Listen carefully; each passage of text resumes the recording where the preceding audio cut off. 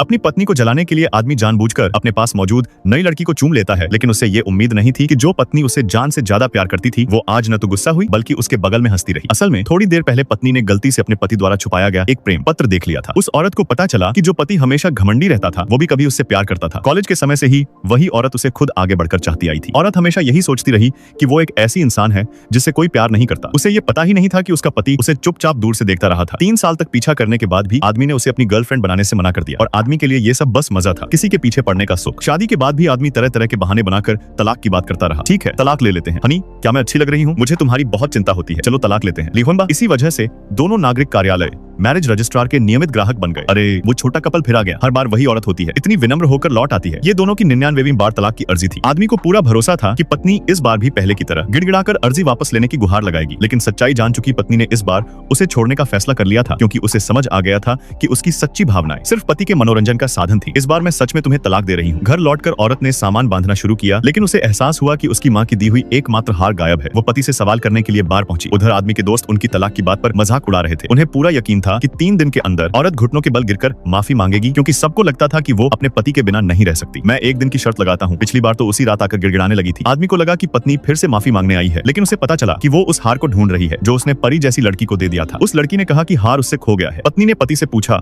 कि उसने उसकी माँ की निशानी क्यों दे दी। पति ने बेपरवाही से कहा, बस एक हार ही तो था। पति की बेरुखी देखकर औरत ने और उलझना नहीं चाहा और बाहर निकल गई, लेकिन तभी एक बेकाबू कार उसकी ओर आ गई। पीछे से पति ने उसे खींचने की कोशिश की। अगले ही पल आदमी ने उस परी लड़की को धक्का दिया और उसकी पत्नी जोर से टकराकर वहीं बेहोश हो गई। औरत 2 दिन 2 रात तक कोमा में रही, फिर अस्पताल में होश आया। नर्स ने बताया कि जब उसे लाया गया था तब उसका पति बहुत बुरे हाल में था और जब उसने उसे बेहोश देखा तो लगभग पूरे अस्पताल को हिला देने वाला था। लेकिन अजीब बात यह थी कि जैसे ही पति को पता चला कि औरत को होश आने वाला है, वो जल्दबाजी में वहां से चला गया। सच्चाई जान चुकी औरत के दिल में सिर्फ दर्द और बेबसी रह गई। डिस्चार्ज के दिन आदमी ने दिखावा किया कि वो परी लड़की को डॉक्टर दिखाने आया है, फिर शांति से बोला कि वो पत्नी को घर ले जा सकता है। इसके बाद उसने ऐलान किया कि वो परी लड़की को भी अपने घर में साथ रखेगा। औरत ने बस शांत स्वर में कहा, अभी मत जाओ। इस बार इतनी आज्ञाकारी क्यों हो? उस रात आदमी ने उस लड़की के जन्मदिन पर एक भव्य पार्टी रखी। सबको लगा वही लड़की उसकी सच्ची मोहब्बत है और अगर पत्नी हर बार गिड़गिड़ाकर रिश्ता न बचाती तो कब का तलाक हो चुका होता। लेकिन सिर्फ औरत जानती थी कि वो लड़की बस पति का उसे सताने का जरिया है। वो बस इस सब का अंत चाहती थी, लेकिन वो लड़की उसे छोड़ने को तैयार नहीं थी। वो जहर भरे शब्दों में उसका मजाक उड़ाती है। मैं 4 साल से उसके पीछे थी, 3 साल से उसकी पत्नी हूँ और उसने तुम्हें एक बार भी ठीक से नहीं देखा। तुम